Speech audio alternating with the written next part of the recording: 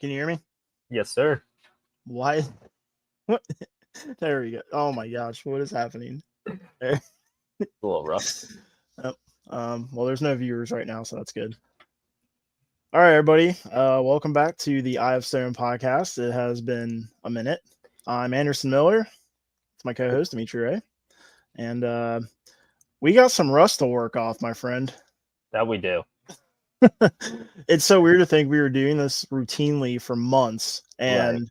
I actually felt like we had a good groove Yep. and didn't even have to like write down what I wanted to talk about or even think about it. Right. And all morning I've just been like, oh my gosh. And for any of you who follow us on social media, we did have a whole show planned today with a guest, and our guest had to back out last minute. Um, Piece of shit. No, but we have contingencies going forward. So like I have our show all mapped out. We have episodes scheduled on the calendar. It's all organized.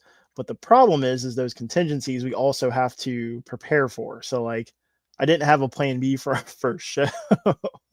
So with that being said, we're just gonna kind of wing it. We're very much knowledged in the current state of comic book movies, so I felt like that's something we could definitely touch on. Things we're excited about, things we aren't excited about, things that have let us down, disappointed us, things we're maybe just completely done with. Which I have one that's going to be controversial with you. With I me? think, yeah, you might already Star kind Wars. of, yeah, you already kind of know, but first off, I don't think we've done an episode since last October. Yeah, it's I thought it was longer than that, but Maybe. I know it was like near the end of last it's a summer. long time though. Yeah, and a lot of life has happened. Oh, a lot of life. And I'll let you decide what you want to share and not share. For sure. I don't care about talking about things with me Right. at all. I'd prefer not to use names, of course, but yeah. For anyone who's listened to any of our episodes earlier or followed us before, I was married and I decided to dissolve my marriage. And that came shortly after we lost our studio, which was the initial reason we took our first hiatus.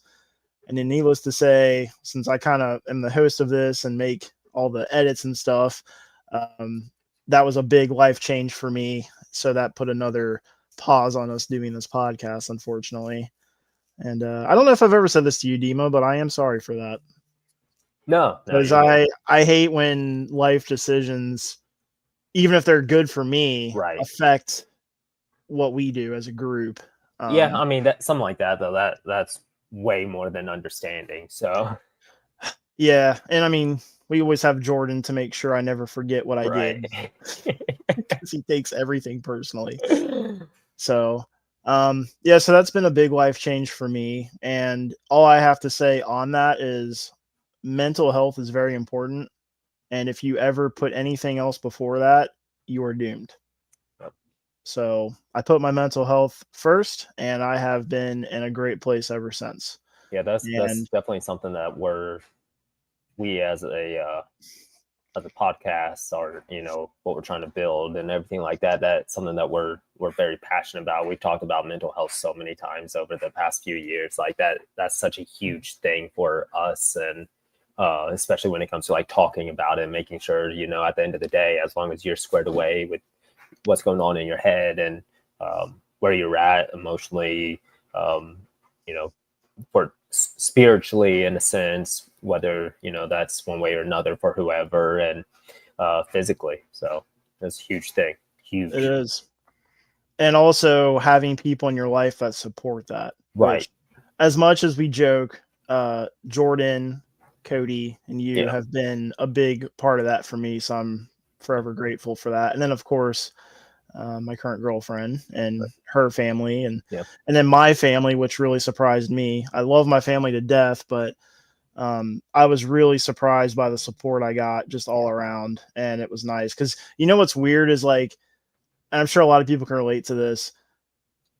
If you're someone who's already put other things before your own mental health, you are somebody who is very empathetic and very understanding of everyone else, and you just want to make sure everyone else is happy. Right. So, needless to say, when you're finally going to take that plunge of, okay, I'm putting myself first, the first thing you worry about is what's everyone going to think. Right. And I didn't let that stop me, Yeah. obviously, but it was a big thing. Like, I'm like when you guys, helped Yeah. me and I was at my dad's house. Yeah, I mean, I especially with was just something like, that oh big, though, man. like that's not a small decision by any means. So it definitely makes that feeling of, how's this going to, go over with everybody else. I get that. Like, that's such a huge deal and a Mhm. huge change in anybody's life. Yeah. And it's crazy because, I'm over 6 months removed from that now, Mhm. but it still has, you know, some effect on my life. Oh, for sure. And I think it will for a long time. Yeah. But, I'm still recovering, like financially, mentally, and there's physical loss too. Yeah. I had a lot of belongings. I had dogs, Right. yeah, biggest decision I've ever made in my life, most difficult decision, but it was also just the best for me. So Yeah. that's the big thing. I didn't just do it to do it, and Right. anyone who knows me knows that I wasn't being. It's weird because it is a selfish thing, you know. But I think anyone who knows me knows that I'm It, not typically a selfish person. So well, just not every selfish decision is a bad one, in my opinion. There's times where each person in their life has to make a selfish decision, small, medium, or large. And, it's one of those things where it's needed at times. So, yeah, yeah, even if it is a selfish decision, which at the end of the day, like, if we're being honest, yeah, it was, but it wasn't in a, bad content or in a bad way. So, yeah. Yeah. Well, not that I ever needed validation, but for someone like me, and it would be the same with, because you're just like me. yeah, If you're going to make a decision that is very selfish like that, even though you don't need the validation, it's nice when all the right, people that mean something to you that you're close with in life come up and just say, "Hey, it's okay. This is yeah, good." And, in my situation, it was like, I've been waiting for you to do this. And I was just like, oh, wow. Like, right, it told me people could see that I wasn't okay yeah, for a long time. Yeah. Anyways, that's a big thing that happened with me. Um, Still getting my bearings on a lot of things. But I think the most important thing, besides my friends and family, is I have a partner in life now hmm, who is just solid and yeah, is a big part of why my mental health is in the place it is. right, Because since that, I've had a lot of other things happen. Like, I lost my mom two yeah, months after I made this decision. And that's obviously the hardest loss I've ever had in my life. right, And having, my current girlfriend with me was a big help. So, yeah, yeah, very grateful for her. And anything that's happened since I made this decision, whether it's been good or bad, it's all for a reason. right. And I believe firmly in that. So, yeah, if anyone ever wants to talk to me about that on the side, I'm not afraid to be open about it. But um, needless to say, it's been part of why we had this break. And I say it's fair to say also that it probably happened at a good time because you, Dima, had a big career change, and your schedule, which has always been crazy, got even crazier. It did get crazier. Um, I ended but up working 12s 5 days a week. So it was there's a lot happening with my job and everything else. And I won't go into too many specifics about that, but, yeah, yeah, um, it's a lot. And, when I was off, I tried to just be off. well, So between working and then when I was off, just trying to relax, but at the same time, like anybody else who has their own place, you have to catch up on everything that you couldn't catch up on during the week. So there's always something. So this break was definitely needed for the both of us, and it gave us time to kind of, you know, uh, uh,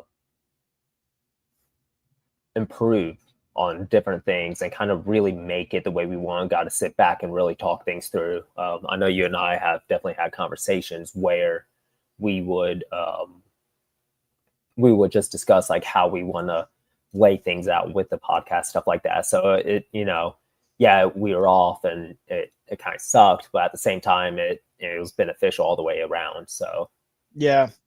And I have to say it's cool because, we've known each other for a long time now, which is crazy to say. yeah, And there's been two things that I've always known that you've wanted to do with your life.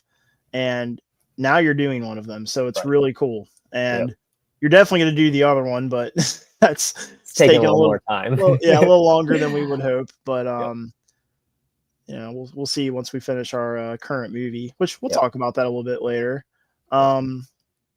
But I guess the first thing I want to say is, as he kind of mentioned, this time we've had a way we've been able to discuss things we wanted to do better, maybe do or not do whenever we decided to bring our podcast back. And this episode isn't really going to be an example of that, but we're going to have a format with our episodes that I think people will find more pleasing when they're tuning in. We have people we listen to that have inspired this. It's like, there's going to be parts of the episode that maybe you don't care about, so you can go to like a certain point and listen to the part that you do want to listen to. Or, I'd like for people just to enjoy our whole episode, but I know that's not realistic, and we're kind of all over the place. I have a wrestling episode I'm going to be doing now on my own, just because I know I'm the only one in our group that likes wrestling. So, and I have a lot to say about it. Yeah, there was the not to get too completely off track, but I've seen videos on like TikTok and stuff where the wrestling show that happened, I think it was in Nashville, between Logan Paul and Jelly Roll. But I won't take away from your episode. So no, yeah, there's just so much. There's a lot of wrestling happening specifically this weekend, which is why I wanted to make my first episode this Tuesday, because at that point, literally from last Wednesday until tomorrow night, the only day there wasn't something going on with wrestling is Thursday. That's crazy. And dude, like there's just been like main events and all these, but like today there's a big women's pay-per-view. It's like all women's wrestling. It's called Evolution.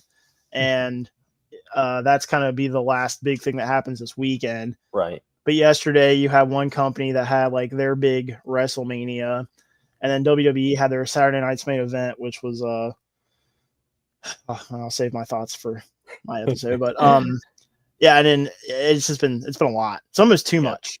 NXT had, I think, the Great American Bash. There's just a lot going. So there's just so much to like tackle. Yeah. So I was like, yep, this Tuesday will be a perfect first episode. Right. And my favorite thing is bitching about stuff, and there's gonna be a lot of Kyle bitching because I got some gripes. But yeah, so anyways, this episode's kind of just warming up to this again and getting you guys caught up with what's going on with us. Yeah. And we are going to give our thoughts on some things going on right now. Obviously, Superman is the big movie talk right now. Yes. And I was fortunate enough to have a free ticket in my AMC sub account so I could go see it, being the broke ass that I am, with my girlfriend yesterday. By the way, she liked it. Really? She has never seen a Superman movie. She's only watched Marvel movies because her son is really into all the Marvel movies. Okay. Yeah. So she's caught up with all that, which is cool. But yeah, she's never seen a Superman movie. And if you're okay, I'll read you my Letterboxd review. Okay. It is spoiler free. It's interesting though, because I feel like the way I worded some things, it'll be hard for people to gauge where I'm sitting with this movie. So yeah, I'll just read you what I put and go from there. When are you planning on seeing it? Let's see. Probably like mid-August, roughly. Are you going with Leah? We'll see. We'll see. Okay. If she wants to, then yeah. If not, then I'll just go by myself. I will say, because this isn't in my review, tonally, I think James Gunn has mastered a nice mix of what we want as DC fans, but what the general audience wants when they go to see a blockbuster movie. Oh, wow. So it's not like Matt Reeves' The Batman, where it's like, if you don't want a dark, gritty Batman, just turn around and walk out the door. Right. I think this movie is for everyone. Wow. So I would venture to say, because like I said, Miranda enjoyed it. Right. I would venture to say Lee would probably enjoy it. There's a lot of, everyone's always worried like, oh, James Gunn's going to implement fart jokes. And yeah, there is comedy, but it's like relevant to the story and the character. So it's very well written and timed. And I do have a gripe with the comedy, and I'll get to that in a second. So here's my review. The film, first off, Letterboxd does 5 stars. We do 5 stones. As of right now, I'm giving it 4 stars. So 4 stones. Oh, wow. By our rating. Yeah. So it's not perfect, but it's really good. Yeah. So my review is, and again, everyone, this is spoiler free. The film starts off making me feel as if I got on a roller coaster and realized I was already hanging over the decline of the tallest peak in the track. Then suddenly dead dropped down to earth. Thankfully, once I got to the bottom of the tracks, the coaster slowed down and maintained a nice steady pace the rest of the ride. And that's kind of pertaining to how this is just like a cold plunge into this world that's supposedly already established. This isn't the typical Superman intro, like Krypton blows up, Right. We're just like, boom, we're already in this world and stuff's already been happening. So that's what that paragraph is kind of insinuating. I have to watch this again, which is a good thing, but my reasoning may sound like there is cause for worry. I will say that this is absolutely my favorite Superman movie. It is the most Superman movie that I have ever experienced. However, I do think that there may be things I could comment on better after a second watch through.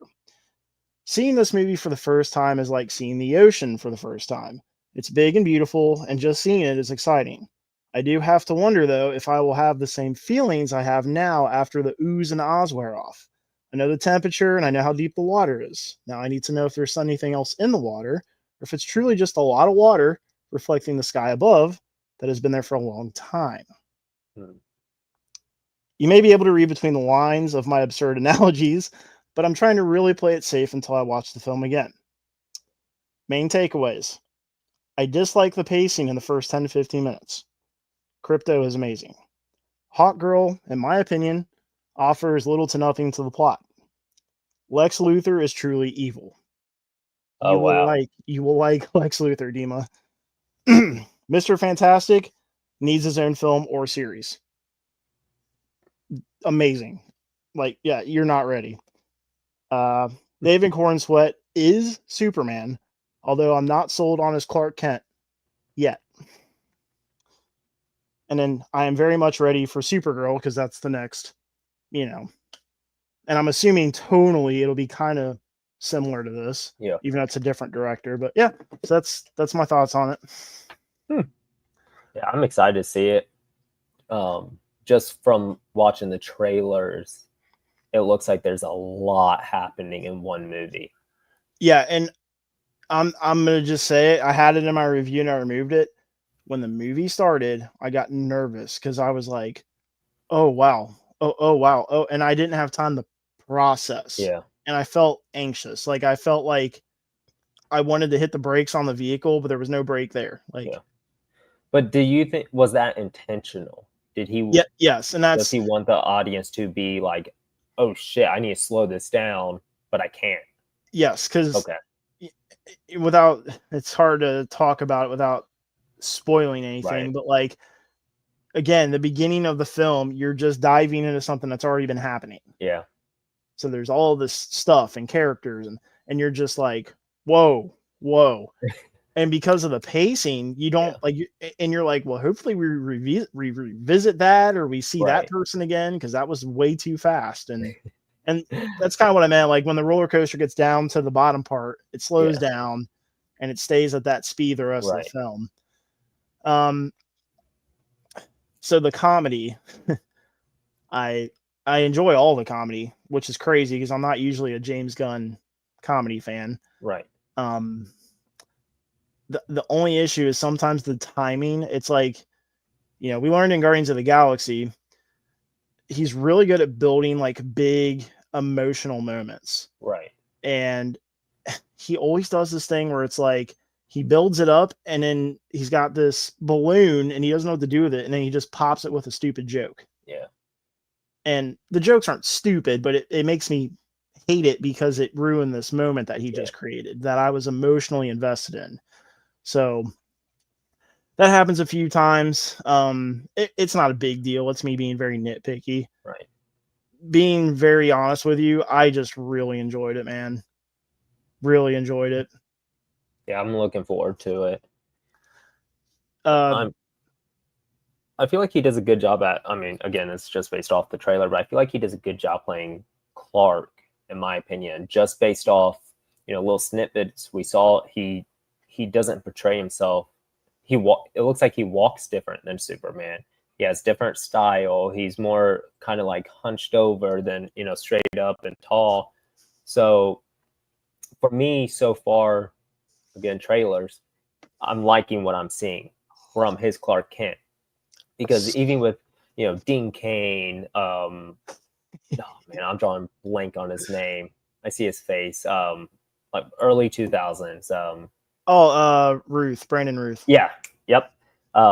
His Superman, and honestly, Henry Cavill's Superman. It was still very similar mannerisms. So I kind of like the awkward, quirky journalist becoming this, badass.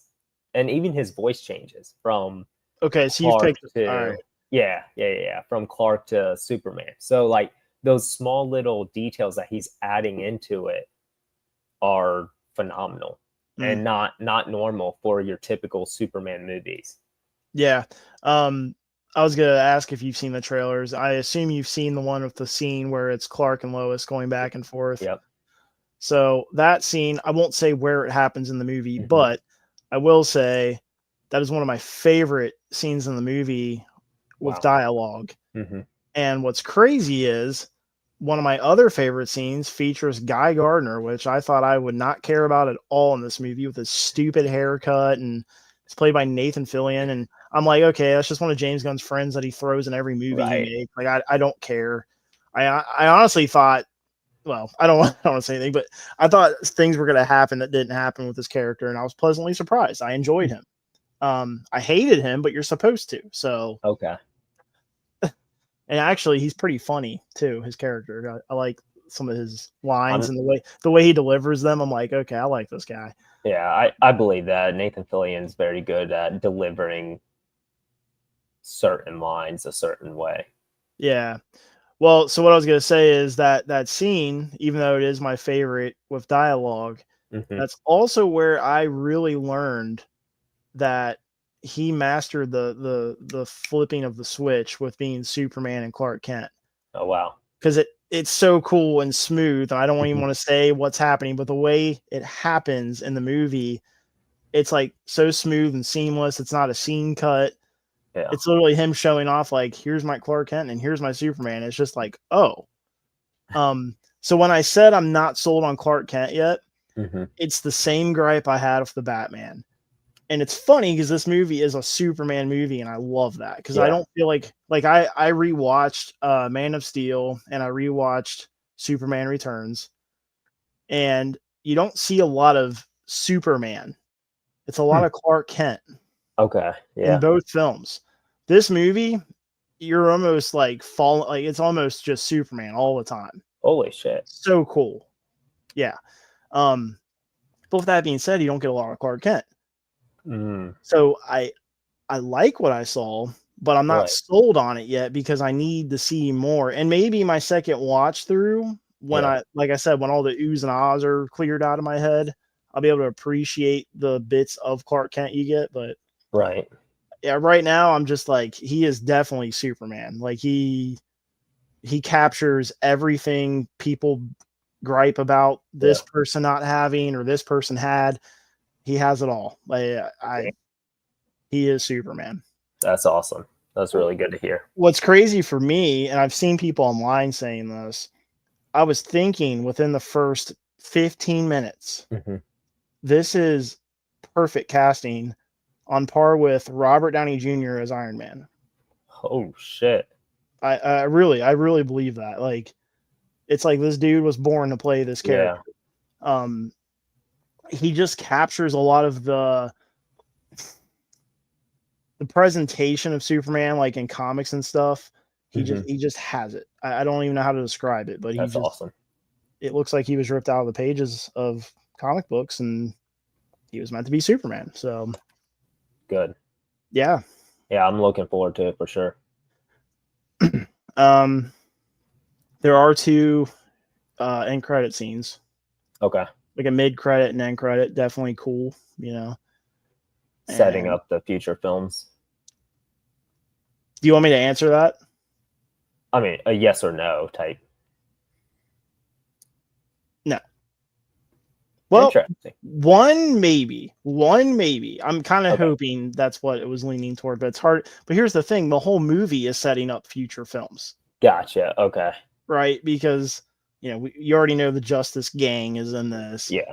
And I'm sure you can guess there's going to be some other surprises and whatever. So yeah, I mean, yeah, the whole movie is setting up. That's what's so cool is like my big worry, other than James Gunn is writing and directing this, is it's a lot to establish in one film. Yeah. And I'll tell you what, man, he fucking nailed it. He just nailed it. It doesn't feel like it ever takes away from this is a Superman movie. Right. But it also establishes there's a lot going on just in this world, like, yeah. So really enjoyed it. It was almost a 4.5 for me. Damn. I would say the only big complaint I have that is like not a nitpick, it's a legit complaint, is the movie needed an extra 30 minutes or so. Holy shit. I think there's some things they could have fleshed out a little better. Okay. Or maybe just giving us a little bit more of this or that. And once you've seen it, we can have like a big spoiler discussion about it. But yeah, that's my only complaint. I could have used an extra 30, maybe even 20, just 20 or 30 minutes. But they fit a lot into this movie and they did a good job. They really did. I actually think that might be part of the pacing issue in the beginning is like, we need to get all the basketballs out. So, and now we can pick one up and start playing. Yeah. Kind of. But, yeah, overall, love it. I want to see it again. And maybe we can see it together. I don't know. Yeah. But, yeah, very, very excited for the future. I was listening back to our old podcast episodes. And we did an episode when they announced James Gunn was going to be running DC Studios. And we didn't know at the time if he was directing Superman. We knew he was writing it. Yeah. And you and I were both like, hopefully he doesn't direct this thing. Like, he's got too much on his plate. He's trying to build an entire DC Bible. And now he's writing a Superman movie. Yeah. And at that time, it's funny, we were concerned because that was relatively close to when they announced Henry Cavill was no longer going to be Superman. Right. So we were still hurting from that. And we were like, oh, James Gunn is writing the Superman movie after a couple months ago. Prior, he said he had no interest in doing that. So we had this feeling of like, oh, he's doing something he didn't even want to do. Right. But yeah. I mean, everything he's been posting, though, especially since the release, like, he's definitely very excited about this world and excited that about like pretty much being completely in charge of this movie from top to bottom. So we were you can tell he's having fun, man. Like he's definitely, have you seen any interviews he's done or anything like that? Not yet, no. So he did one, and it was cool for me because I'm not a James Gunn fan. I'm not a fan of him as a person. I do like a lot of his work. I think Guardians of the Galaxy, I say this, I always flip back and forth but I'm pretty sure it is my favorite Marvel movie. I think he mastered finding characters people don't know much about, bring them together. Like, I don't know, that movie is just, and he tried to do that with Suicide Squad. It wasn't as good, but I also think he was making that in the midst of DC not knowing what it was, and he probably wanted to have like Superman featured, but DC was like, who's Superman right now? And it's like, if you don't got that figured out, why are you making any DC movies at all? Right. Like, if you don't got Batman, Wonder Woman, and Superman, what the fuck are you doing? Pretty much the top 3 people all in DC. So in that period, they're like, hey, James Gunn, make a Suicide Squad movie. He's probably like, why? So I keep that in mind, and I think he did a good job with what he had on the table in front of him. But Guardians of the Galaxy, I think, is just the best Marvel movie through and through. I experience every emotion that I would hope to experience in a good movie. I connect with characters I didn't expect to, so that's a nice surprise. Right. Like, I'm sympathetic for a tree and a raccoon, you know. I don't know. So yeah, I always just look back on that, and I know he's able to do these things, and I would say Superman's one of the best DC movies I've seen in a long time. That's crazy. Yeah, I mean, something I've said before, and I know it's probably controversial, especially with a certain niche of the fandom. I love Man of Steel. It is one of my top 10 favorite movies of all time. I don't consider it a Superman movie. Oh, wow. So even my watch through the other day of it, there's just so many things, and I'm like, you know, this is somebody's take on Superman. I can respect that. Yeah. But it never feels like, you know, just to me, it's just my, you know, opinion, but it never feels like Superman. I don't know. And I hate comparing or anything, but it's just like, that's what we do. It's what our brains do. Yeah. And I'm not going to say one's better than the other, but I do like, I can't believe I'm saying this. I do like James Gunn's take on Superman better than Zack Snyder's. That's crazy. Well, you know, I have All-Star Superman, like a hardback copy of it. I love the illustrations in that. I think that comic book is just beautiful just to look at. Right. But the story's cool, and it feels very Superman. Like, when you think Superman, whatever inspires your thoughts about Superman, I think it's probably gonna be relatively close to that book. And I have a bunch of Superman comics, and like, I've never been a Superman person. I'm a Batman guy, so I don't feel like I don't know, like, I don't go into this like, oh, it better be like this, or because I do that with Batman, you know. Like, I know what I want Batman to be. Right. So yeah, I went into this like, we'll see what it is, and I walked out. I literally I told her, I was like, that was like the most Superman movie I've ever seen. That's crazy. That's really crazy, because I feel like Brandon Ruth portrayed Superman perfectly, at least at that point in time.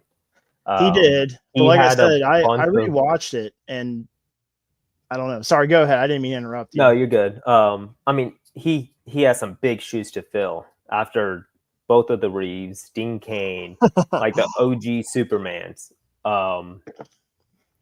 So like, for those shoes that he filled, I thought he did, you know, a phenomenal job portraying like what Superman is. So, you know, it's really great to hear that in James Gunn's Superman, it sounds like it's got that same feeling of realistic's not the right word, but like realistic for this character. So it's exciting to hear. Like, I don't know how to word this. You know, a lot of people were speculating from the trailers, like, you know, because the cover work for this episode, I have Superman and Fantastic Four. Okay, yeah. Have you seen trailers for Fantastic Four?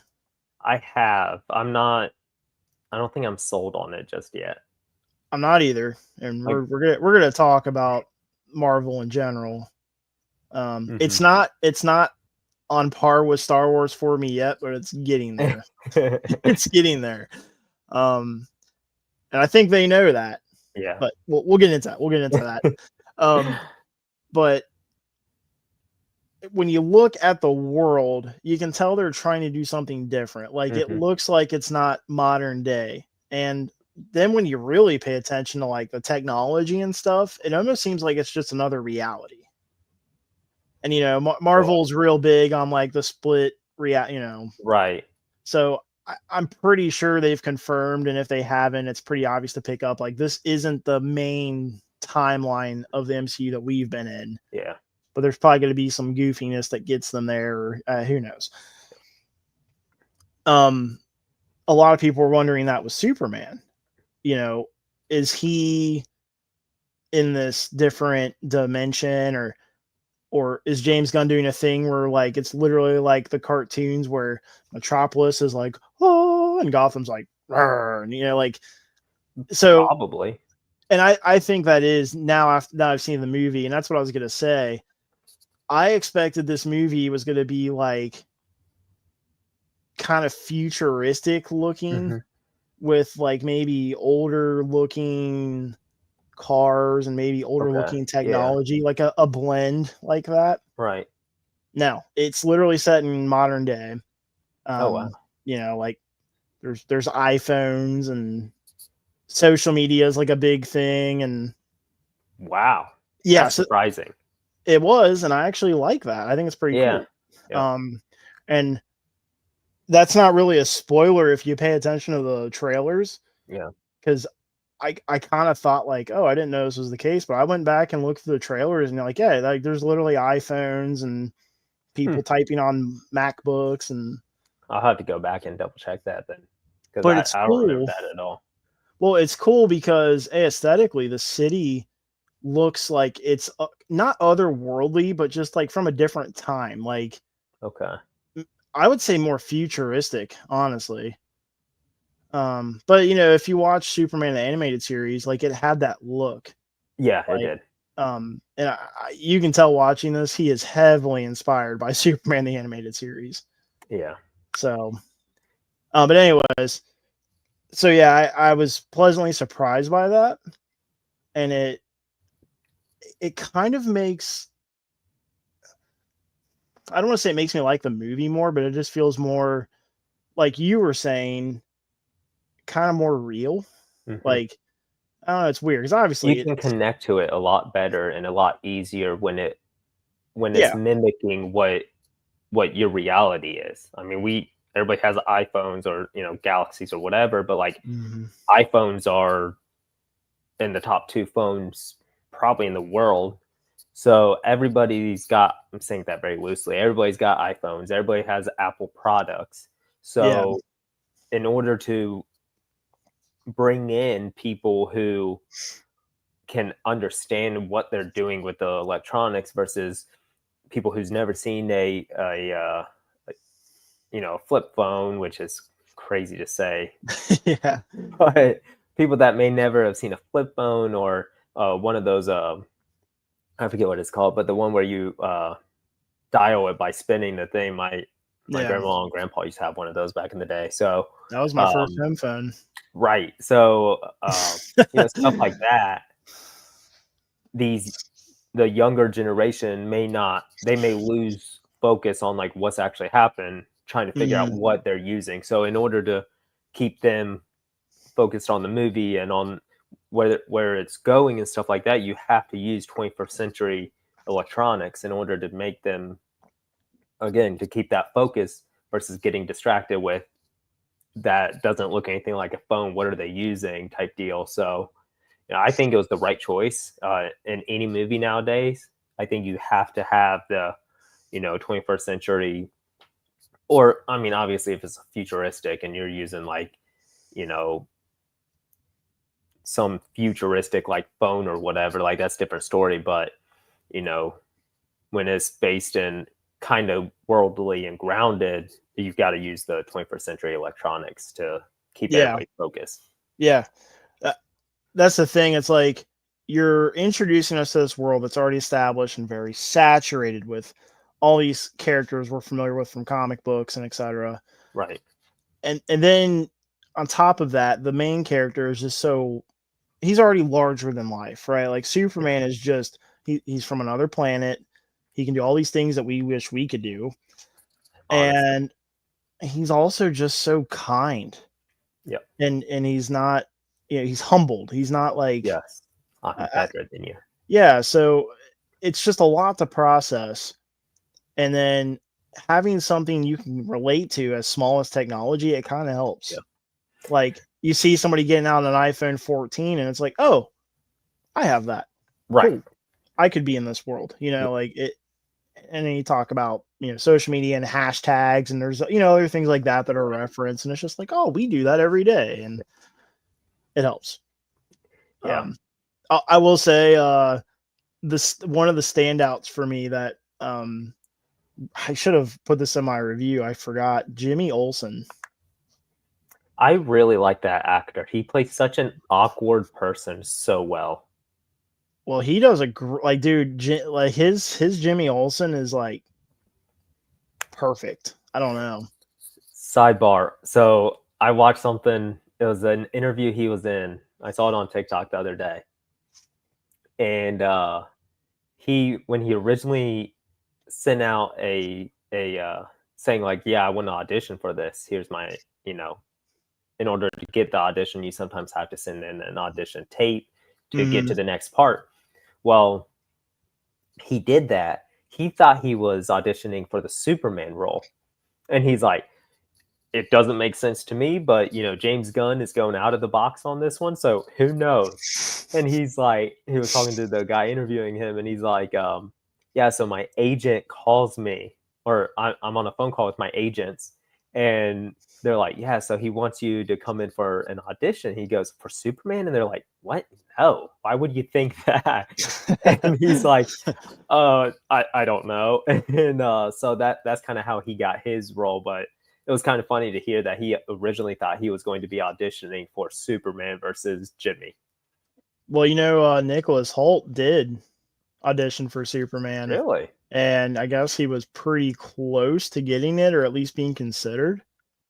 And that's what's funny is I think some of the best villains we've gotten in movies, like the movie we're going to eventually talk about on here, Batman Begins. Yeah. Cillian Murphy auditioned to be Batman. Yes. And then he was, in my opinion, the perfect.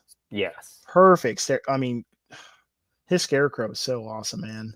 Yes. Yeah, playing Dr. Crane. Well. And I don't know. So it's funny how that happens because I'm going to tell you, man, you're going to love Lex Luthor in this.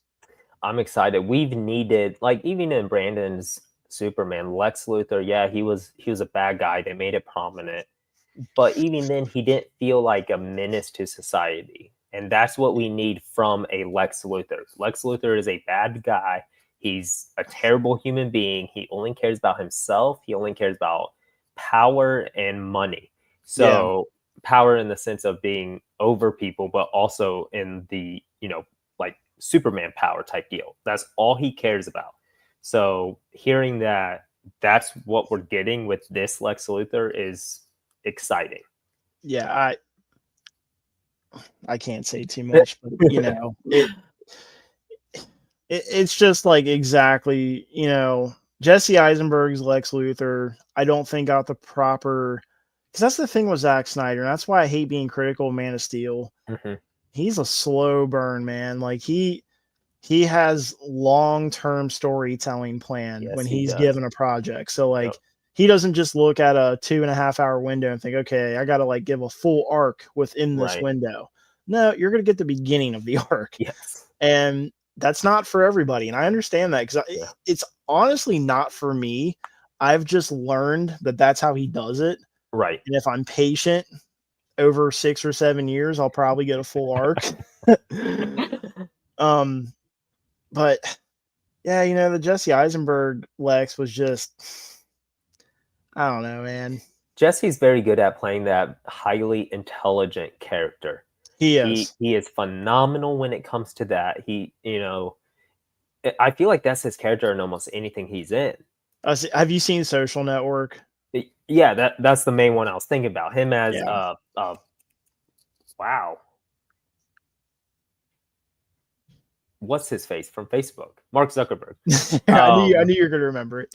But yeah, him as Mark was perfect casting. I felt like he was more Mark than Mark's Mark. So you know they're doing a sequel for that? Are they really? I had no idea, and I might have been listening to Dave. I was listening to somebody recently who brought it up. I think it was Dave, and I Googled it, and sure enough, it's in pre-production. Let's see. I guess that was always the plan, and they're bringing back like the original cast and the director and the writer. Like it's Aaron Sorkin. Yeah, it's literally just going to be here's the story continued. Because if you think about it, a lot happened after the events that happened in the first Social Network. You know, like so it makes sense that they can do a sequel. I just didn't know that was something they were planning on doing. I mean, I'll check it out. I don't know how I'm gonna feel about it compared to the first one, but yeah, I mean the first one was so good. But I like knowing how sausage is made, and that something that we use every day, and it just seems so nice and innocent and whatever. Like knowing all the turmoil he went through, and I don't know, man. It's crazy, the hardships. Yep. Legal issues, aligning himself with criminals. Like, it's crazy. But anyways, getting back onto Lex Luthor, I don't think again we've seen an actual like really good take on Lex Luthor, other than Smallville. Smallville had a good Lex Luthor, but it was younger. You know, it was younger in his life. But yeah, man, Nicholas Hoult kills it. I mean, he just I don't even want to compare it to like, you know, because I've seen people saying like, oh, it's James Gunn's Heath Ledger, you know, like I'm like, no, you can't do that. It's just a really good take on Lex Luthor. Like it, you know. And I love when people say it's the best thing since The Dark Knight. Like, we're still on that. That was such a long time ago. I know, but that's why I can't wait to do that episode. Yeah, so for anyone curious, we're going to be tackling Christopher Nolan's Dark Knight trilogy. One of the things we talked about in our hiatus is how we always mention during episodes, oh man, we need to do an episode on this movie.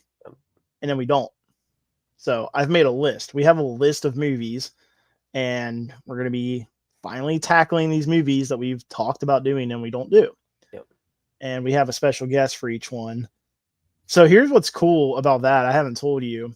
When I was mapping out, you know, I have to look at Jordan's off weekends and blah, blah, blah. Right. I asked Ryan, Matt, and Jordan, you know, each within the same 10 minutes. What is your favorite of the trilogy? And they each picked the one I was hoping they would pick. That's awesome. That works out perfect. And I was worried because I thought all of them were going to pick The Dark Knight. Right. And I was like, well, would you? But no, Matt said Dark Knight Rises. And I was like, really? He said, fuck yeah, Tom Hardy all the way. I was like, all right. Okay. Oh, I can't wait to talk about that one. Oh, yeah, because I can tell we're going to be butting heads. Yeah. But yeah, so we're gonna be doing the Dark Knight trilogy. I'm really excited for that. I also just think we need to get out of the way, you know, like I mean, we pretty much been wanting to do that since day one. It's weird, man. Like I love that trilogy. It's obviously a staple in the comic book movie world. Yep. But I'm almost just so burnt out on it. Like, and I think a lot of it has to do with these people that always say, like, oh, it's the best thing since The Dark Knight. I'm like, I don't even think that's the best one in the trilogy, my opinion, but you know, it's a Batman trilogy. I think Batman Begins is the best one. They each, those two each have something the other one doesn't with it, which is what I like. Yeah. So Christopher Nolan did a great job about that. I think they're all good in their own right for different reasons. like first one, Batman stands out. The second one, Joker. I think that's just a Right. Joker movie. Yeah. And then the last one, it has things I like, but you know, it's an Alfred movie. Yeah. No, but I'm excited to talk about those. And Yeah. but these people, man, that whole Dark Knight, I like. Is that really the last movie you saw in DC that you thought was worth mentioning? Like, Probably. I kind of want to just get on X or whatever it's called, Twitter, and just be like, Superman was the best thing since Shazam. Hey, I like the first Shazam movie. Yeah, the first one was good. The second one didn't need to happen, but I feel like that's very common nowadays. I hate that I just said that. You know, let me backtrack because I actually wanted to bring this up. I'm glad I remembered. So on our episode talking about James Gunn starting DC Studios, and at that point in time, we still had Shazam: Fury of the Gods, Aquaman and the Lost Kingdom, and the Flash movie ahead of us. Yep. We were optimistic about all three. We were excited. Oh, and Blue Beetle. Yes. We were excited about all of them. We were bashing people for saying, like, oh, what's the point then? Blah, blah, blah. Yeah. And I do hate when people say that, but I have to say, and this is a very scary confession, I have not finished watching Aquaman Lost Kingdom. I can't get past the first like 15 minutes without cringing, and I turn it off. Yeah, I think I watched that all the way through. I didn't. A long time, but I agree. It doesn't feel like it's not Aquaman. Like, it has nothing to do with how the first one, the vibe of it is just completely different, in my opinion. And I just, it also doesn't feel like James Wan. We're talking about the guy who makes like Conjuring and stuff, like horror movies. And he was writing a whole movie about the trench for the Aquaman series. That was going to be a horror movie. Yeah. So I turned this on, and I was excited because he had the stealth suit. The comic book accurate designs for the costume made me happy. So, like, I don't know. I was very excited for it, and I was so like just the first 10-15 minutes, I could tell it was very political. They were like, let's sprinkle jokes all over the fucking place. Yeah. It felt like they weren't taking it seriously, and that's what I want to get at. I enjoyed The Flash. It wasn't what I was hoping it would be. Yes. It did, in a way, tie a knot on the Snyderverse. And then they just kind of said whatever at the ending. The ending just was stupid and didn't make sense. Right. Blue Beetle was good. I enjoyed it.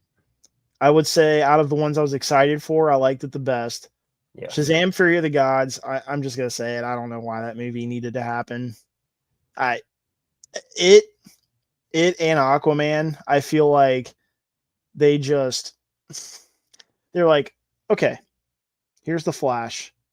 We're gonna do something like Flashpoint to reset everything. Yes. And then boom, here's James Gunn's DC. That makes sense. I get that. I understand. Like, if you're looking at a big whiteboard, that is your saving grace. Yes.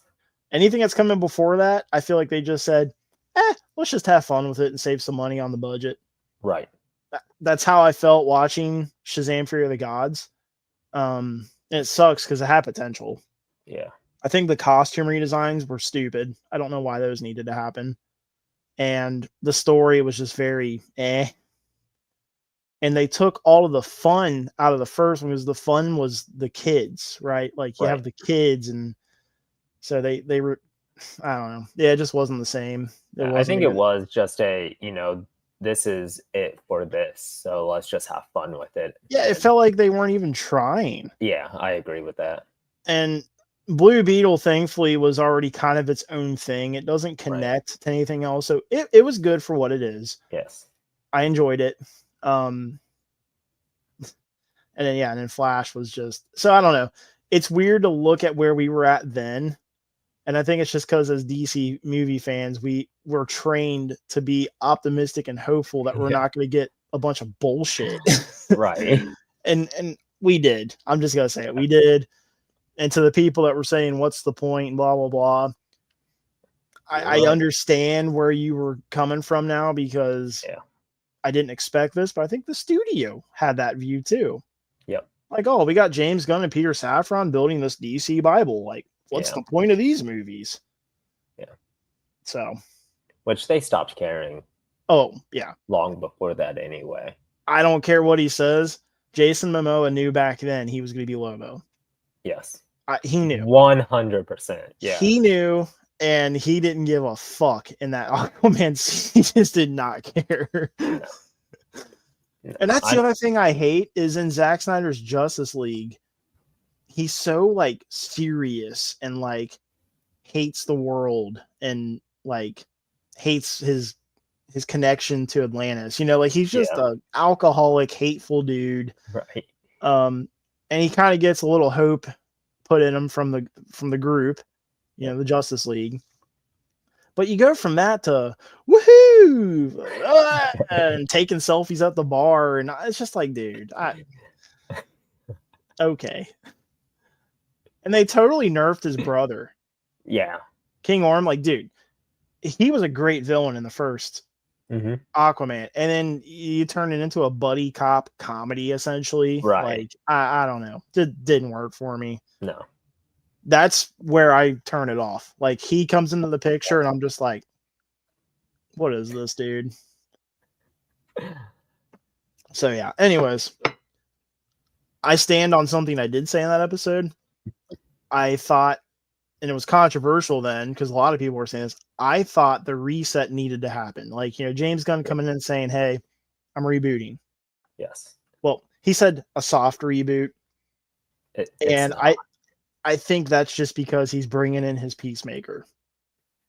Oh, yeah. His Peacemaker was associated with the Suicide Squad, and that season had remnants of, you know, they had the Flash and Aquaman and shadowy Justice League figures. So it was kind of connected to everything. And I think he has free reign to bring in like Boomerang. What's his name? Jay McCartney? I can't remember his name, but he said in an interview that there's a chance we could see him come back again as Boomerang. So I just feel like, you know, he's got some wiggle room with stuff like that. Right. But the main characters, like, I don't think we're going to see Ezra Miller as Flash again. No.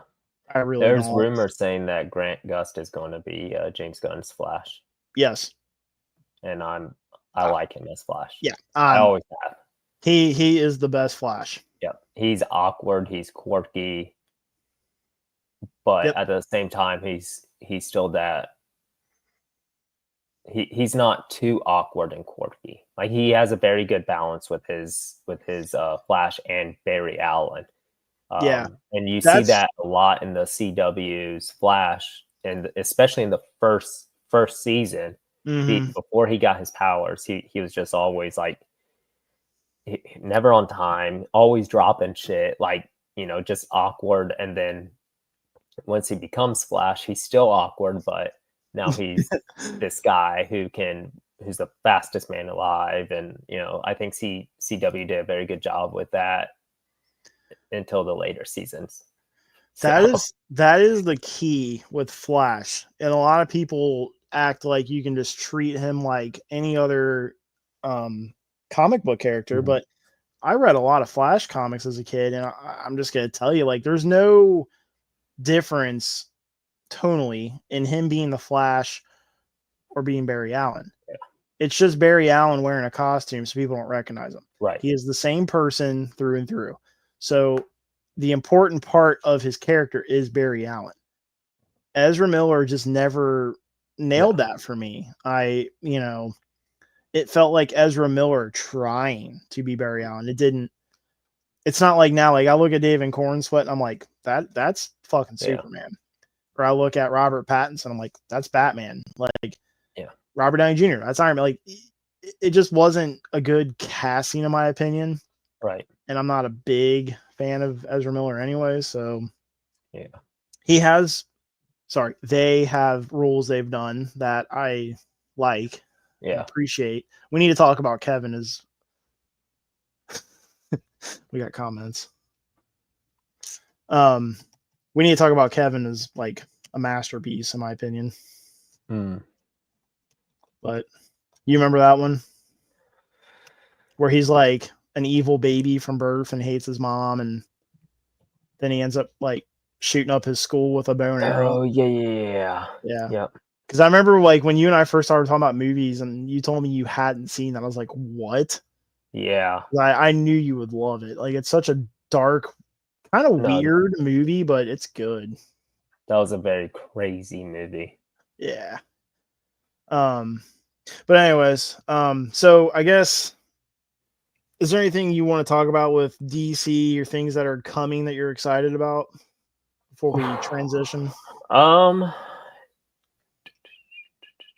No, I think we nailed DC pretty well. So the only thing I'll say is, you know, I've said time and time again, James Gunn is a master of making me excited about characters that I thought I'd never want anything to do with. Yep. The first season of Peacemaker made me go out and buy an entire series of Peacemaker comics. Oh, wow. And I'm excited for the second season. Yeah. I am. Like, I'm really excited. Have you seen the little teaser that they released for it? No. Okay, I won't say anything then, because it's kind of spoilery. But yeah, I'll watch that later today. Actually, we can watch it on here. I keep forgetting we have technology in front of us. Stand by, Dima. Copy that. It's funny doing this again, like using StreamYard and stuff. Did you notice it looks a little different? Yeah. I thought I was just going crazy. Yeah, I'm gonna have to get on here and mess around because they got some new features I think could be beneficial for what we're doing. But yeah, I'm excited for that. Peacemaker, and then I have not watched the Creature Commandos cartoon, and I'm being told I need to. That I'll be watching that very soon. It's on my list right now. I've been going through Disney and trying to catch up on the Marvel stuff I haven't seen yet or finished. And then like same with the Star Wars stuff. So yeah. All right. I think I remember how to do this. This makes me nervous. I'm like, either I'm gonna look like I know what I'm doing. Can you see this? Yes. Oh my gosh, I remembered how to do it. They're gonna be doing backflips to get you to join. Welcome, Peacemaker, or do you prefer Chris? Either's fine. Can you tell us a little about your skills?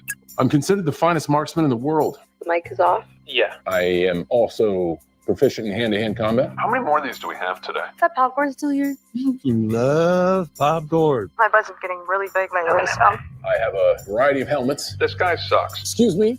Am I supposed to be able to hear you guys? Excuse me? You were talking about your butt and stuff.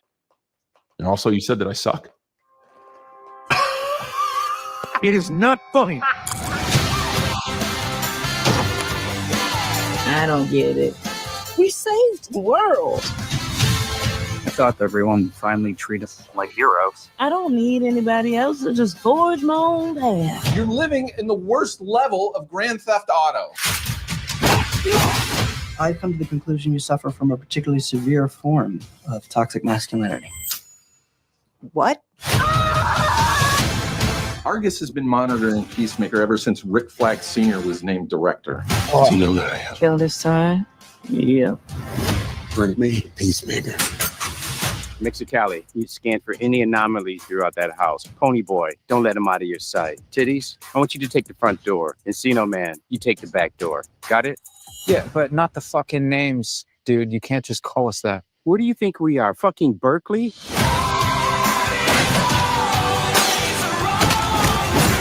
We haven't always been great people. but We are the 11th Street Kids. No one will ever break us apart.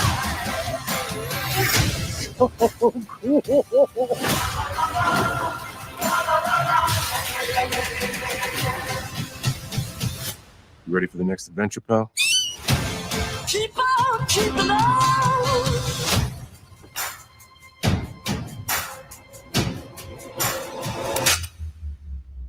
Who the fuck are you? Damn. Yeah. Okay. Yeah. So obviously the Justice Gang is in Yep. it. So it's canon with Superman. Yes. Now, my theory from the trailer and a lot of people's is that last shot where you see him getting his gun to his head from him. Yes.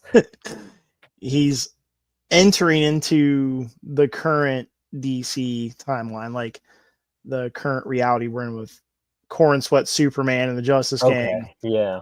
So my theory is he walks through that door in his dad's big portal room, which is I think is in a pocket universe. I think that's what that is. Okay. And then he's walking through that door. I bet he kills the canon Peacemaker in the current DCU, and then he becomes the canon. Yeah. And then when the Justice Gang is interviewing him, it's because he's doing things that the other Peacemaker wouldn't do. Right. And I think it'd be funny if that Peacemaker was actually a superhero, like he didn't kill people and stuff.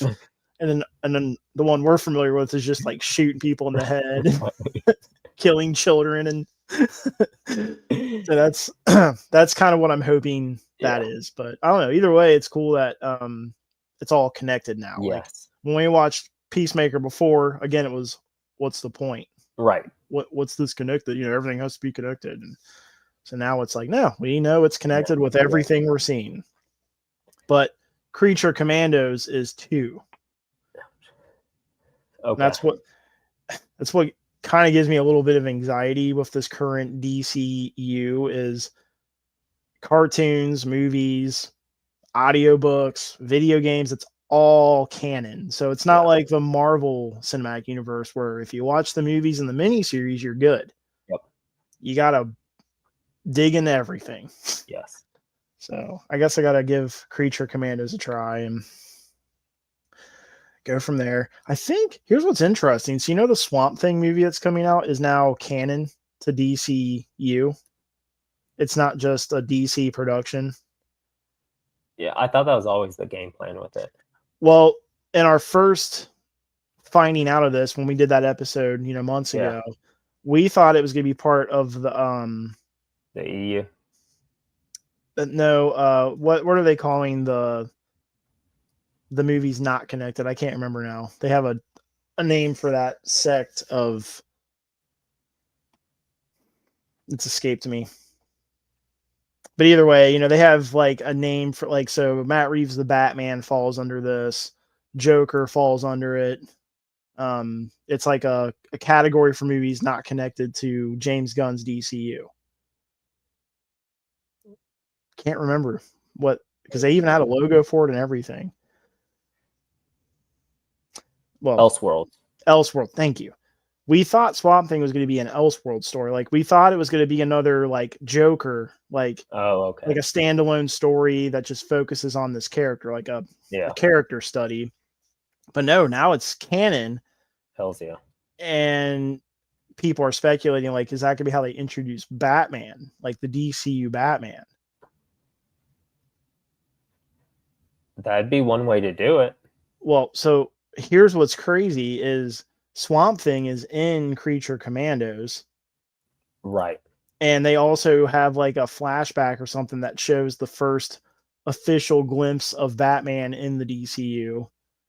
Okay. It's just a very quick, like far away silhouette of Batman on a rooftop. Yeah. But so I'm like, maybe I need to watch that before I watch Swamp Thing. I don't know. It's crazy. I dig what James Gunn's doing, but it's a lot. Yeah. It's a lot. So that's the only thing I wanted to say is I'm excited for Peacemaker. I need to watch Creature Commandos, and now Swamp Thing is DCU. So hells yeah. It's crazy. It's so weird how he's introducing this world to us. Like You're giving us one of the Trinity, Superman. Awesome. Yep. But the first official thing was Creature Commandos. Right. All right, dude. Cool. Hold on. We know who the actual Flash. Oh, we were just talking about. He's talking about Grant Gustin. Mm-hmm. He's a Grant Gustin fan, so Okay. that's Mikey. Oh, gotcha. Yeah, he was a big fan of that, and he did not watch the Flash movie because it wasn't that. So, Oh, I respect. huge fan then. Yeah. I respect that. Hey, that's okay. I'm still happy with my poster and popcorn bucket. Yeah. So I guess now we'll talk about Marvel, which that's gonna be a quick thing for me. All I gotta say is I think they know that it's been lackluster, and they've things out there they probably shouldn't have put out there because it was done too quickly, and quality wise it lacked, because now they're just like bring back Robert Downey Jr., which is cool and everything, I guess, but it's also just like it screams that they're panicking to me. No, I agree. So, and then the Fantastic Four, which they teased in the Avengers movies when the tower gets turned into a four, and then they had a tease in the Spider-Man movie. It's like they've been trying to figure out how to do Fantastic Four for a while. And I hate saying this, but I don't like this idea of like, oh, there's multiple realities. We don't know how to make Fantastic Four work in the current MCU, so we'll just throw them in this other one and we'll rip them out of it. Like that bothers me. They're doing too much with this whole different realities thing. Like it was cool at first, but now it's everything they do involves the multiverse, and they're just doing it to add extra stuff in just for a money grab. It's too much. Like, dial it back. That's why I really like the Daredevil Born Again, is because it's not that. It's still Marvel, but it doesn't feel Marvel like. Have you watched that whole series? Okay. I'm all caught up. I haven't. I watched the first episode and I really enjoyed the first episode. Yes. And for some reason I think I decided in the moment I was just going to wait till it was all on there because I could tell I was going to want to watch it all in one instance. Yeah. Pretty sure that's what was going through my head, but I know it wasn't because I didn't enjoy what I had seen in the first episode, because it ends making you think, I don't want to be spoilery, but somebody dies. Right. Yeah. Okay. I'm just making sure I'm correct that was the first and not the second episode. But all right. So just without being spoilery, what are your thoughts on the Daredevil Born Again? I really like it. I think it was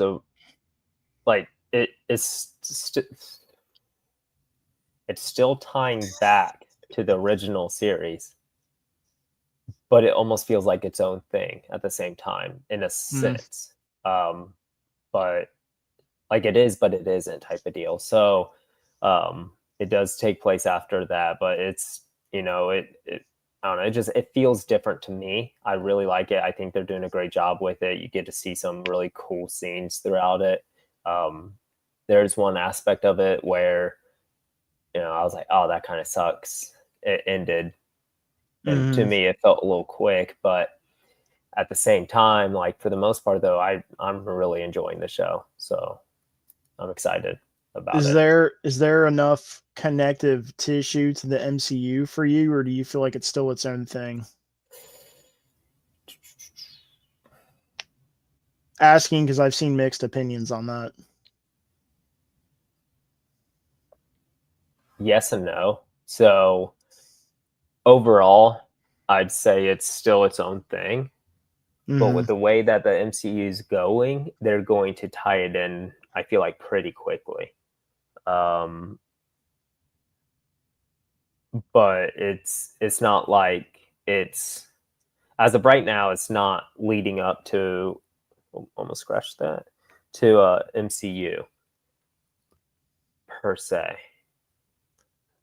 So the reason I ask you that is because I've had this feeling for a while, and it may just be because they don't know what they're building up to until now, because now they're just like, oh, Doomsday.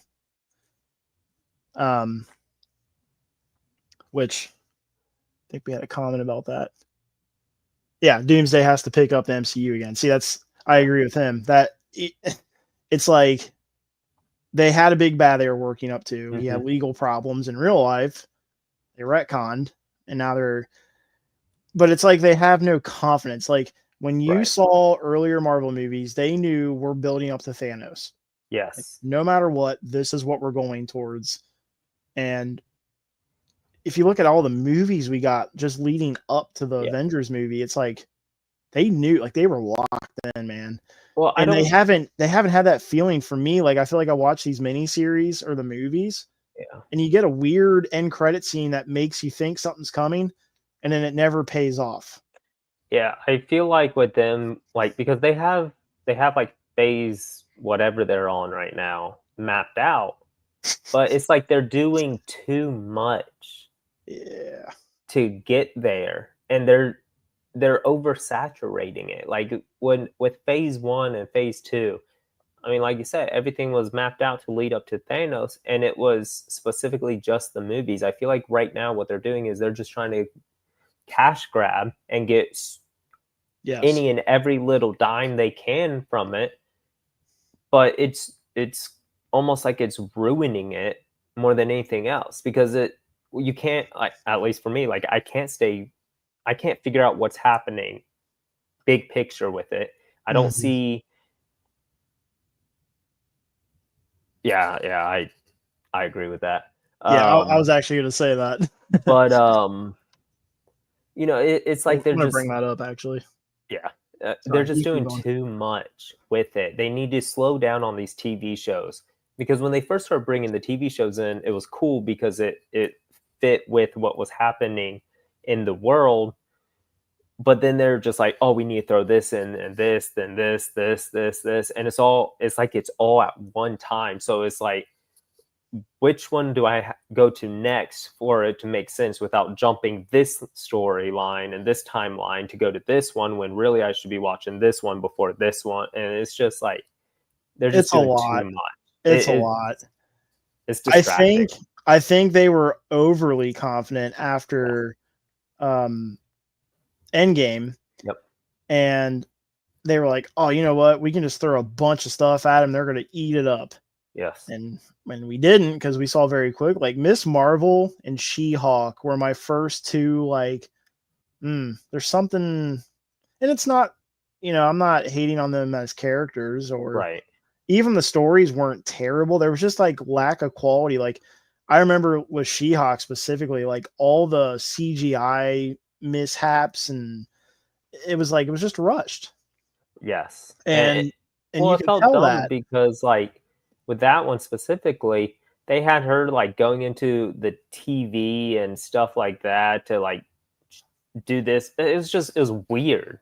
It didn't feel right to me. I didn't like. Yeah, filler movies. Yep, that's all it is. So I don't know. I'm not too thrilled with what Marvel's doing right now.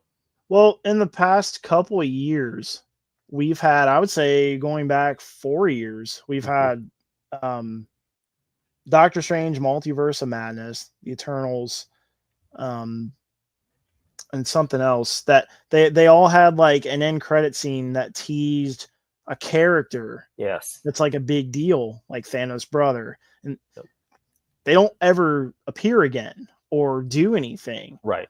And it's just kind of like, I hate saying it, what was the point of that? Yeah. What is it? And I love Guardians of the Galaxy. Like the second one is the weak point in the trilogy for me, but it has its, ups for me. But the third one was a great movie. Like Volume 3 was so good. But it ends and says Star-Lord will return. Okay. Yeah. When? For what? Right. Why? Like, what? And I remember like when we watched that movie, we were both surprised. You know, we never actually did a spoiler discussion on that, by the way. We intended to, we never did. We should probably do that. Yes. Actually, we could just talk about the whole trilogy. I love the Guardians of the Galaxy trilogy. Yeah. It has been one of the biggest surprises in my life when it comes to movies, because I remember the first lineup teaser trailer they were doing at movie theaters, and I was like, okay, Marvel, what are you doing? You know, like, what is this? And I saw the first one and was just blown away. You know, I was like, wow. So yeah, I we could do a whole up, just you and I. We could just tackle that trilogy. Yeah, you say Star-Lord will return, and I remember you and I were excited because we hadn't seen that in a while. It reminded us of like the old days where they would say Captain America will return, Thor will return. It's like, cool, we're building up to a big team up. Yes. And I'm like, is Star-Lord going to be in Avengers Doomsday for some random ass reason? I mean, I don't know, but I remember after that movie, I was hoping they were going to announce a Star-Lord series where he returns to Earth and tries to get like acclimated to modern day stuff. Like, I thought the idea of that would be interesting. And maybe he runs into like, I don't know, Hulk or Doctor Strange, somebody who kind of helps him get integrated into society. I don't know, but there's been nothing. I mean, Kevin Feige hasn't even talked about Star-Lord. No. So okay, freaking 6 years ago, why did you say he will return? Like, what are we doing? Right. I almost feel like it's about to be a DC type of deal that we were dealing with DC up until James Gunn started taking it over, to where it's just screwed up and they're going to have to reset it completely. Yeah. Just kind of start all over. Yeah. Well, that's all. Did you see that comment? Doomsday is going to be Star-Lord. That's kind of what I'm getting at, is I was never a Marvel comic fan. Like, I was always a big Spider-Man fan and a little bit X-Men. That's it. Like, Iron Man, Captain America. I read a little bit of Hulk comics when I was younger because my dad had like some old ones from the 80s and 70s that were cool. Okay.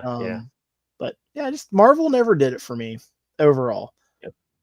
And the movies were a hit or miss. And like I said, Guardians of the Galaxy is definitely my favorite story arc. Like, that's my favorite trilogy. That's my favorite. I don't know. I just really dug it. So I just feel like they got away too much from how Marvel started off as. Like, even in like the late 2000s, early 2010s, like it doesn't even have the same feel that it did then. No. And even the movies prior to that, like the X-Men movies, the original Hulk. They should have done a reboot, in my opinion. Yeah. After Doomsday, that was an entire, over 10 years of storytelling. So many movies. So many characters. You didn't have the rights to ones that you probably would have wanted to use. I get that. Yeah. Stuff happened at terrible timing, but it's like, I think the biggest mistake was they should have rebooted and then implemented all these characters like the X-Men, Fantastic Four, Spider-Man is still a thing that's on the fence, but we know we're getting another Tom Holland movie, so that's cool. But I just think they were too confident in, okay, now we can like sprinkle in all these other things we couldn't do before. It's like what I said about DC. How do you have a Marvel Cinematic Universe without Iron Man, Captain America, Thor? Like, what are we doing? Yeah, they are Marvel. Like, we're building off of Ironheart. We have no Black Panther right now. Which I will say this, I actually enjoyed Ironheart more than I thought really? I was going to. Yes. I haven't watched it yet. Okay, I was gonna use that as an example of lack of confidence because there was not one trailer for that show until 3 weeks before it aired. Yeah. Where was the marketing? Right. Like, what? Yeah, I mean, I won't really go into it too much since you haven't seen it, but there's certain things that like I just like the look of this or that I wasn't a huge fan of. But you know, with the way that went, like I was happy with the timeline of how the series went throughout her world. Yeah, I mean, like I said, I enjoyed it. I thought it was pretty good. So All right, I'll have to check it out. it was better than what because I started watching it the other day and I was like, yeah, this is gonna be trash. But it's Marvel, so I'm sure they're gonna bring it into the main world eventually. So I need to know what I'm getting into and who I'm looking at. So, you know, I thought I was more entertained than I thought I was going to be with it. It's one of those things. It's like if you've already introduced us to this person and you've made them connected to the MCU, you got to use them again. Like, you got to do something, or we are justified in saying, what the fuck was the point? Yes. Because right now, I don't feel like we're going to see She-Hulk again. I agree. And whatever the ending of that was, where they show like Hulk's nephew or whatever. The whole thing just needs to be like tucked away in a dark corner somewhere. Well, see, here's the thing. So I'm not a Marvel Comics person. Mm-hmm. So like, if I just watch the movies and the shows, if there's something going on and I'm confused, that's because you failed. Yes. You can't say, oh, go read the comics. Oh, fuck that. Like, I just want to watch this. Make me understand what I'm watching. Yeah. Like, you're showing me these characters at the ends of the movies and the TV series, and then I never see them again. Yeah. And that's the thing is, like, I mean, it's no secret. I've never been big on reading comics, mainly the reading aspect of it. But I like pictures. But yeah. But I don't, for the most part, like, I don't really have that what am I looking at feel. Even when I'm watching like the DC's TV shows and stuff, like, I feel like they do a very good job at explaining what is happening and who is who and why they're there. Mm-hmm. Like you said with the She-Hulk and Hulk's nephew or whatever the fuck it was, like, it didn't make sense. I actually want to bring a picture of that up. We can keep talking, but that was like one of the ugliest things I've ever seen. So did you see Thunderbolts? Oh, I don't think I've seen that yet. Okay, I haven't either, and it's kind of interesting because I was excited about it. No, I have not. I don't know how to feel about that. Well, you know, they started this marketing thing where they were calling it the New Avengers, right? And I have a problem with that too, because I haven't seen the movie. I don't know the context of that at all. Right. Other than it's a team up of some ragtag characters, the Misfits. Mm-hmm. In my opinion, not knowing the comics, it's kind of reminiscent of Suicide Squad. Like, if you look at the lineup, it's been villains. Yeah. Right. At least mostly. U.S. Agent is just kind of like, I don't know, but it's like, okay, we don't have Iron Man, we don't have Captain America, we don't have Hulk, we don't have Thor. Oh, we'll just get the villains and New Avengers. Like, right. That doesn't work for me. No. Like, give me the Avengers. Give me the main people. If I know the main people are out there, I'm okay with this stuff. Yes. But we don't have them. Right. You had Endgame, and that was literally the end of Iron Man. It was the end of Captain America. I don't even know what we're doing with Ant-Man, which, you know, I'm a big Ant-Man fan. Yeah. I like Paul Rudd. I like Ant-Man. I think he's cool. I don't know if we're going to see him again. Hulk, they just need to go back to him being smash everything. Yes. I don't like what I know what they were doing with Smart Hulk. I get it. Yeah. I think it's time to retcon it though. Like, out of all the things we're retconning, that one would make a lot of sense. Yes. Because when I saw the first Avengers movie, man, that was one of my big takeaways. As many people, Hulk, especially in the final act, that was just insane, man. Like, that is a blockbuster movie with a blockbuster character. Like, you got this big thing just flying around, smashing up giant aliens in New York City. Take my money. Which I'll give them this. I watched the new Captain America movie with Harrison Ford and Anthony Mackie, and I thought they did great with the Red Hulk. Yeah. I just didn't. Oh, man, that's controversial, but I just don't like Anthony Mackie as Captain America. Well, it doesn't even feel like Captain America. It still feels like a Falcon with Captain America's shield. Like, yeah. Dima, I hate to be sidetracking, but really quick. Yeah, you're good. Yeah, they nerfed Bucky. Yeah, It's Hulk's son, by the way. That's right. Yeah. Because there's actually, let me see if they got it. There's a picture of him standing next to Hulk. Yeah. Smart Hulk. It's Vacation Hulk. But what is that? What are we doing? Yeah. There we go. That's a good side by side. Dude. They both look awful. Okay, but again, what is this? What's that have anything to do with? Nothing. And it doesn't even make sense for him to have a son like that. Like, I don't know. It's just like, are we just throwing these things at the end of movies and shows to just be like, hey, look, here they are? Like, yes.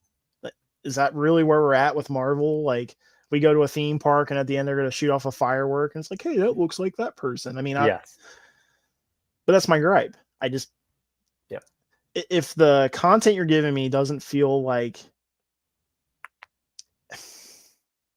it had the right amount of attention given to it, right, then I would assume you're building up to something with this character at least, but then I don't know what you're building up to. So it's not like I'm somebody who thinks everything has to be connected or I don't want it. Yeah. But when you're putting out crap, yes, because I think a lot of what they put out is crap. It's just kind of like, why are you wasting money and time? Like, just reboot, restart. Yeah. You know, the Fantastic Four could be a good start point, actually. You know, like, just here's this new Marvel. Like, right. But that's not what they're doing, because we already know that they're going to be in Doomsday. Like, you know, when they did that casting reveal for Avengers Doomsday, where you saw the back of the chairs, we saw casting for Fantastic Four. So it's like, all right, cool. It's just like a big blender. They're just throwing everything in and hoping it makes something that's money, you know? Yeah. Oh, let's get Robert Downey Jr. in there. It's like, all right. Yeah, that's literally just he did great as Iron Man. Let's throw him in as Doomsday. Yeah. And I mean, I've read things and heard things like where it would make sense, but I feel like it's still a stretch. I like those. Yes. Yeah. They did his character very wrong. Well, here's where they screwed up, in my opinion, was getting rid of Captain America.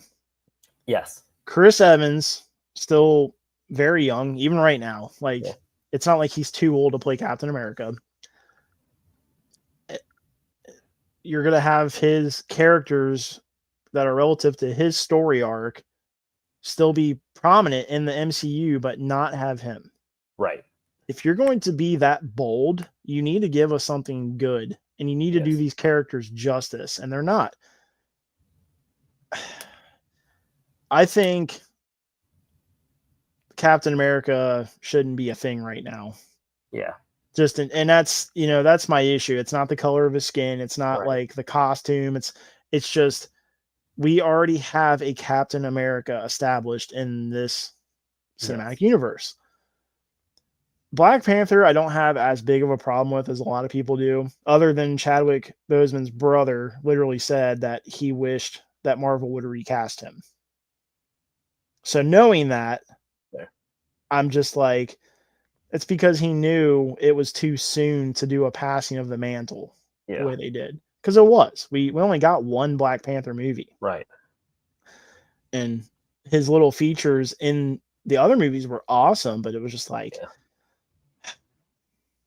So yeah, anyways, that's my thing. You're getting rid of the main characters, but you're still trying to push this world out to us, and it's too much. Guardians of the Galaxy worked because I could go watch an upcoming Iron Man movie or whatever. Yeah. So I just know that they're a part of this world that has these characters I'm familiar with, but it is hard to not think what's the point where Yes. we're at. And that's why I'm saying it's almost on par with Star Wars for me, because Star Wars, in my opinion, I don't even know that you can reboot it, but I just think it needs to stop. Like, I think it's just too much. You're literally muddying up the water, and you're kind of making something that was great something that puts a bad taste in my mouth. Like, the Acolyte, how do you say that? Acolyte. Yeah, man, that Trash. was so disappointing, Trash. man. And I'm not even worried about the wokeness that people complain about or any of that. It's just the story sucked. I didn't understand. Like, they literally break Star Wars canon.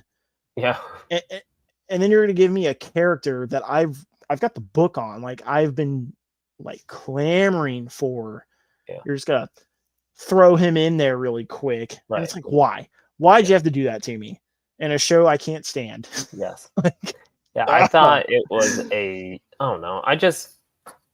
With that, it's one of those things where, which, I mean, it is no secret to anybody that I'm a huge Star Wars nerd. I mean, I'm getting my leg blasted with a huge Star Wars tattoo. So, and we're also going to do those movies because we have not done those yet. Right. But it's like, I mean, kind of like you said, like they're trying to do so much, but for me, it's not that they're doing too much with it. They're just getting the wrong people in the wrong area. I mean, in episode 1, during a Jedi Council meeting after Qui-Gon fought with Darth Maul the first time, they're like, oh, the Sith haven't been around for a millennium. I think I'm getting my shows mixed up. But no, I know you're talking about, because they say that, but then they literally retcon it. Yeah, so it's like, well, this doesn't make sense. It might have been with Acolyte because Yoda was there. And Yoda was on the Jedi Council, obviously, during episode 1, and he was a Jedi during that point in time. And so he would have known, like, yeah, it was only a few hundred years ago, not as long as what we're saying it was. And so why, like, that doesn't make sense. I thought it had great potential. Like, I really love the idea, like, we're in the, back in the day when the Jedi were like prominent everywhere. Yeah. Like, yeah, the OGs just ready to roll when needed. And so, like, there's so much potential, but it's just, again, they're putting the wrong people in the wrong places to make these happen. The reason why the Clone Wars TV series worked so well is because of Jon Favreau. He's a huge Star Wars nerd, and he's surrounded by other people that are huge Star Wars nerds. He almost ended up putting something. I was listening to Sam starts with a W. I can't think of it, but the voice of Darth Maul, who's also Vader's apprentice in The Force Unleashed, and but he was talking about, like, yeah, so John almost made this mistake, and I was like, he asked what I thought about it, and I said, that's not going to work. You need to redo that. And he looked at me like I was crazy, and I explained to him, well, it was someone with the Clone Wars, and when Anakin's having a vision of his mom, and he was like, I wish you would meet Padme. And Sam's like, well, we've already established in episode 1 that Shmi and Padme have met. And so John had somebody there who loves Star Wars and is such a huge fan of Star Wars next to him to be able to show him something that he just overlooked. So when you have the right people in the right positions, whether it's the actors, whether live action or voice, and I'm not saying like these actors in episode 7, 8, and 9, or these new shows don't love Star Wars, but these directors are just in it for the money, and they're not in it for the storytelling. The fact that Star Wars episode 7, 8, and 9 was supposed to be based around Darth Maul as this just dominant feature, and then it turned into what it was, like, it's because Disney only cares about what money is brought in, and they know that us Star Wars fans are still going to watch this stuff. Now, granted, there's plenty of Star Wars fans out there that think the Acolyte is the best thing ever, and the Obi-Wan show sucked. I'm on the complete opposite board on both of those. I thought Obi-Wan was a good show. I was very entertained. It was a little nostalgic for me, but overall, I thought it was a good show. I loved seeing him and Darth Vader fight off again as that versus in, the originals where, it wasn't the same actors I grew up with. So yeah, being able to see that was phenomenal. And then Acolyte could have and should have been something great until it just wasn't. And that's a very common pattern in these new Disney Star Wars series and movies and stuff, to where it's not great at all. And then they're talking about Rey Skywalker coming in with her own film, when honestly it should have been Finn. Finn should have been the Force sensitive one, because that's the way it was set up in the Force Awakens. And then you're just going to completely be like, oh, not this guy. We're going to throw this random ass person in who was abandoned on whatever planet it was, Jakku, and she's going to be Palpatine's granddaughter. So, I mean, when you put it like that, when she's randomly Palpatine's granddaughter, yes, she's going to be extremely Force sensitive. But she has no training. She doesn't know what she's doing, and she's able to fight against Kylo Ren like it's nothing, when Kylo was trained by Luke Skywalker, who, in the Legend series is the most powerful being that's ever lived. In the canon, Anakin obviously would have absolutely obliterated him if Anakin never made it to his prime. But, you have that. You have Kylo Ren trained by him, and then trained, I guess, technically by Palpatine, because Palpatine made everything happen. But then you have this random girl come in, and she's able to fight against him and only struggle a little bit. And then the Death Star that exploded completely was half of it was just randomly on this planet, and it just happened to match that little dagger knife thing. It's just they're making these things happen that don't make sense to the storyline. It doesn't make sense to what Star Wars is. But I mean, then I go back to Rogue One, where it was after George Lucas's time, but the right people were there, and it is one of the best movies out there. I will die on this hill. That is the only true Star Wars movie that has come out, in my opinion, since George Lucas was at the helm. Yes, I agree 100%. I love Mandalorian, the character. The show is a hit or a miss. I like his character. Sometimes, Jon Favreau is very involved with that, obviously. Yep. But I've always made this comment: Disney Star Wars needs our fucking whiteboard. They need to write down important plot details so they don't miss things. And they keep doing the oh shit thing. That's why in Mando we go back to Luke Skywalker, and we go, it's like, right. Let's bring in Boba Fett, and it's like, that's cool, but this character has stories written about him. We can venture into him. We don't need to go back to what we knew. I just have a big problem with that. And I hate saying it, as much as I love Mandalorian, I am not excited for the movie that's coming out at all. Either. I will watch a trailer. Maybe a trailer will change my mind, but I know the marketing will be heavily involved with Grogu. Yeah. And Grogu, I mean, I got my gripes with Grogu, but I hate that. I don't think he needs to have this character that you can turn into a plush toy and sell to kids. Right. I don't know. Bounty hunters literally have an entire comic book run, just in general. Yeah. And that's what it's me saying, oh, I want this, but I just feel like a lot of people are kind of on board with that. I know Matt was definitely on board with that, Grogu is cute and blah, blah, blah, but I think he takes the forefront more than I would like. And I just feel like Disney Star Wars is going to make that movie very much Grogu, and Mando will be a side character. And honestly, that's what the show is. I mean, they're side by side, but let's be honest. The show is Grogu. they just call it Mandalorian for fans like us, to where we love the Mandalorians. Oh yeah, We they hooked love me. like They reeled me it wasn't right a in. bad show. Like, I liked it. I just No, wish it no. focused more on the Mandalorian life versus Grogu. But I mean, back to what I was saying though, like Rogue One was phenomenal, but Andor was trash. Yeah, I don't like Andor. Or- And you know what? Yeah. I think that's just me. You might have your own reason, but for me, that is just not my type of storytelling. Like, that is a very like political drama based story, and it just bores me. Yep. It's not And my cup of people tea. say they're like, Star Wars has always been political. Yes, it has. I Yes. don't disagree with that. Yes. But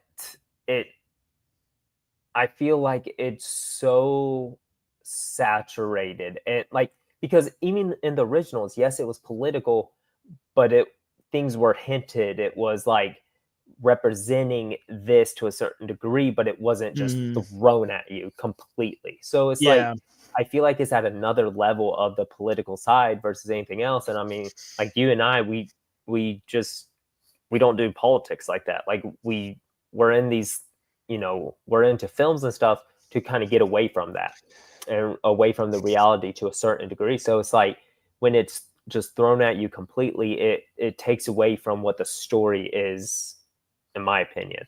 So my brain can't handle that. It bores me. Yeah. A good mix of political drama and action for me is Batman versus Superman, because if you look it up, people get all whatever about this, but that's what it's classified as. Political drama action thriller. So, and it's a very political movie. What is our stance as a society on this alien doing things that impact wars and governments? And so it's very, very political. And just when I'm starting to be like, okay, we get some action, we get something. So that, I need something like that. And Andor just isn't that. No. So I can't even say much about the story because I haven't even finished the first season. I haven't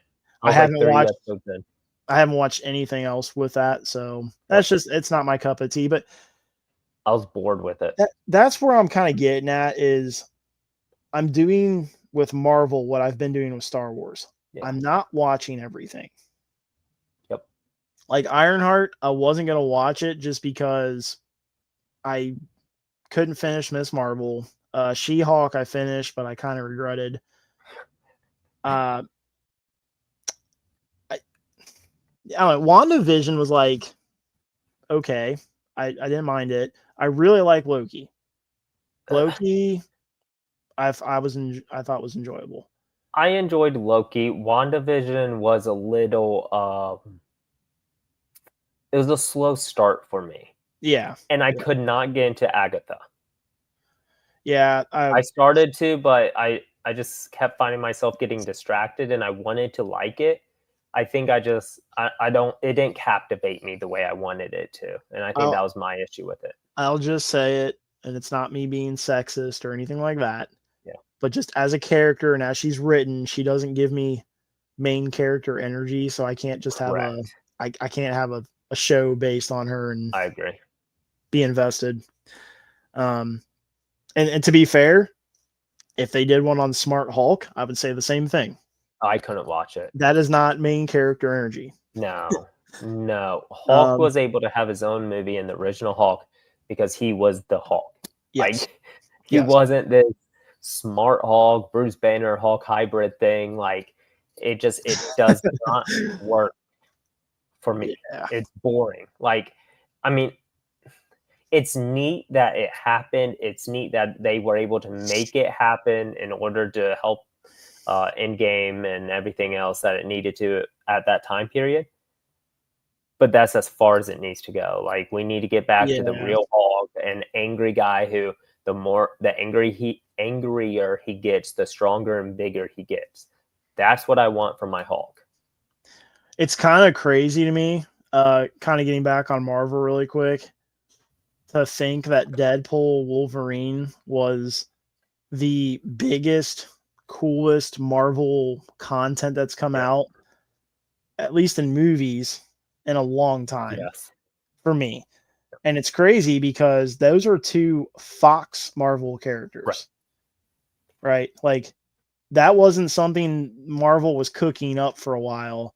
They got the rights to Deadpool and X-Men, and they were like, let's do something with this. Because if you think about it, I mean, yeah, there's connective tissue to the MCU, and like, you know, we see a giant dead Ant-Man and stuff like that, but it's mainly not MCU at all. Like, it's still very much Fox. Yeah, and it's funny that that's been the most successful, most popular thing, because it's kind of doing what I'm saying. It's just a fresh thing. It's new. It's not, you know. And my thing is, I don't think it's these shows that, because I mean, Star Wars is Star Wars. Like, it's iconic. It forever will be. Mm-hmm. Marvel is the same way. It's forever going to be an iconic deal. I think the issue is Disney. At the end of the day, the issue is Disney. Disney only gives a shit about how much money do we think this is going to bring in, how much conversation, how much. The old saying, bad publicity is good publicity. Obviously, that's true to a certain point, but when it comes to like people like us, we're sitting out here, we're talking about Marvel, we're talking about Star Wars, we're talking about Disney. It gets people to talk about them. And at the end of the day, it brings more attention to them, more attention to their shows, more attention to everything. In my opinion, that's all they care about, is how much money am I going to bring in, versus having these people like, I mean, granted Disney, but I said this a little bit ago, Jon Favreau is out here as a fan of Star Wars, who grew up on Star Wars, who loves it, is just in love with Star Wars, and he's able to make some badass stuff. James Gunn is the same way about Superman. That's why, you know, from what it sounds like, Superman turned out to be an absolute amazing movie. When you get the right people in the right positions, that's when these things do well, even if you're oversaturating it. Now, at the same time, though, there's a fine line of how to oversaturate something. You can't just throw out 15 shows at once and expect us to watch it and understand everything that's happening. In my opinion, the best way to do it is from January to March, you release this show, and you just throw episodes out to us. All right, it's over for a year before we release season 2. Yeah. But from March, April, May, or April, May, June, or whatever, you throw out this show, and you do the same exact thing. And then you create a circle, and then that way you have a few years of these shows, while in between, you know, X amount of, even if you break it up by 3 months in between each, you throw out a movie. So we're getting saturated where we have content for that world, whether it's Marvel, DC, Star Wars, whatever it may be. You have content for a few years, but you're giving the fans time enough to understand what we're watching, and we'll only have to focus on this show at this time, get everything we need out of it. Then you hit us with a big movie. We watch that same thing, and then we go right into the next aspect of it for whatever show is going to lead up right after the series and the movie. So it's like, there's a way to do it, and they're, in my opinion, they're doing too much at one time, and it's losing quality of every project that they're doing, because again, they only care about the money. So another thing is, you know, I keep talking about how these end credit scenes introduce a big character and we don't see him again.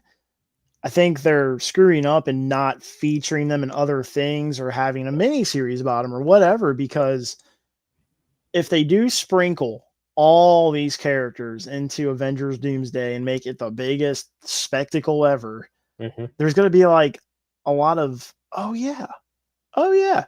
For example, I fucking love Moon Knight.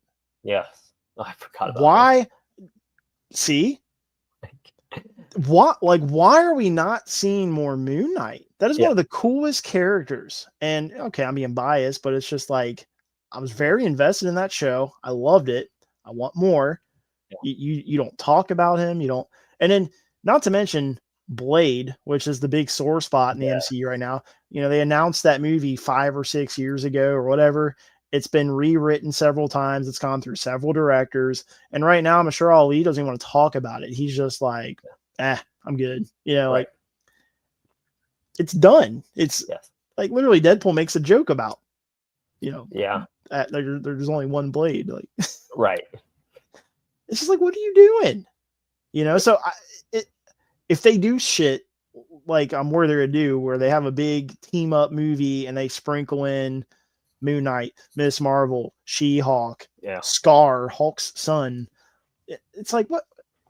It's taking away from the big picture. The final battle, the final thing. It's like, and when you oversaturate it, kind of like what you were saying, like we forget about these prominent characters. Yeah. And you oversaturate, you lose focus on what you've already done, and then like us, forgetting about shit. They're doing it the wrong way, and there's a better way to do it, and I will die on that hill at this point in time.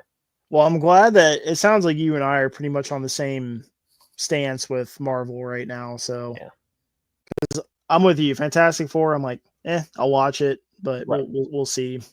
I'm just kind of getting burnt out on Marvel. And I'm already very burnt out on Star Wars. We got less than 4 minutes left. I wanted to real quick talk about our personal project right now that people will be familiar with if they've seen us on Dave the Film Junkie or listened to us in other episodes. We are currently working on our next movie called JJ Sundry, starring Dima. I would say we probably have 60-ish% filmed, which is exciting. And it's going to be a full-length movie, so that's cool. Is connected to Married to Crow, which is our first short film, which is on YouTube. You can watch it. It's only 40 minutes. But it's totally different because it's full of dialogue. It's got action. It's a movie. I mean, it's a full movie. So we're pretty excited about that. We've been working on it on and off again. Obviously, big life changes have slowed down the process a few times, but it's definitely coming along, and I'm very excited about it. Yeah. So let's see. There it is. I'm just doing something real quick, so continue. Oh, you're good. And then we're planning on doing this regularly again. And maybe we'll eventually end up back in our studio again one day. That's something we've been talking about, and we're gonna sit down and have some meetings about that and all that fun stuff. But we miss our studio space, and it's funny. I haven't told you this, Dima, but like anyone who I talk to about our podcast, I show them that space and they're just like, oh man, that's it. Like, that is cool. And I'm like, I know. And it was cool because we were doing, it's almost like a talk show, like what Joe Rogan does. Like we were doing it in person. We had people coming to the studio, which we were planning on doing stuff virtually as well. Because obviously if we have Dave the Film Junkie on or other people we've met on YouTube that live across the globe, we'd have to have them come on virtually. But it's still nice to have that option of like, hey, we can sit down at a table and just talk for a couple hours. So yeah, you guys might see us back in our studio eventually, but either way, we're doing this regularly again. So you guys will be able to tune in every Sunday at 12 and catch us doing it live. Yep. And then this Tuesday, going over a few seconds, but this Tuesday I'll be doing my first episode of wrestling. So that'll be basically me just bitching a lot, at least for this episode. No, but we appreciate you guys tuning in whenever you watch this. We only had a few live viewers on and off throughout the stream, but that was cool. We appreciate the comments and everything. If you guys have any requests for things you'd like us to discuss, or if you'd be interested in coming on and talk to us, just shoot us a message. We're always open for more conversation with more people. So feel free to hit us up. And once again, we appreciate you guys. We will see you next Sunday. Dima, you got anything you want to say? No, that sums it up. All right. Well, until next Sunday, see you guys later. Oh yeah, I forgot there's like an awkward delay. hold on. Until next Sunday, dude, StreamYard's totally, it won't